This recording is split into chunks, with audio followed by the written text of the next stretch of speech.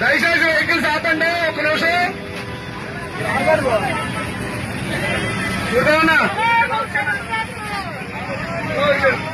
నర్సీపట్నం నియోజకవర్గంలో దళిత మహిళలు, దళితులు అందరూ కలిపి ముక్తకంఠంగా మేమందరం ఈ రోజు నర్సీపట్నం ఎన్టీఆర్ స్టేడియం నుంచి మరి మేము రాసపల్లి వెళ్లి జగన్మోహన్ రెడ్డి గారిని అడ్డుకోవడానికి సిద్ధంగా ఉన్నాము. మరి జగన్మోహన్ రెడ్డి గారు మెడికల్ కాలేజ్ చూపించడానికి వస్తున్నారు, ఓకే.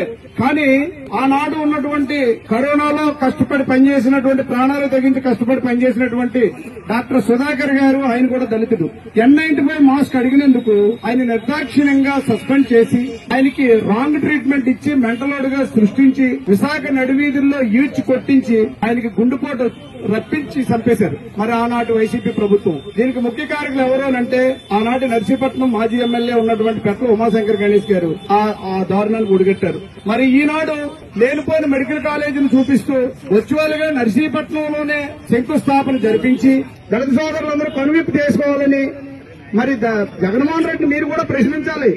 ఏవయ్యా మరి మా దళితులు చంపేస్తున్నాం కదా, మేము వెనకత్తులు ఉంటున్నాం, మమ్మల్ని చూసైనా సరే లాప్ చేయాలి కదా అని చెప్పేసి మీరు కూడా అడగాల్సిన అవసరం ఉంది. కాబట్టి మరి నేను ఈ రోజు ఇక్కడ నర్సీపట్నం నుంచి జగన్మోహన్ రెడ్డి గారు నర్సీపట్నం రావడాన్ని మేము ఖండిస్తున్నాం.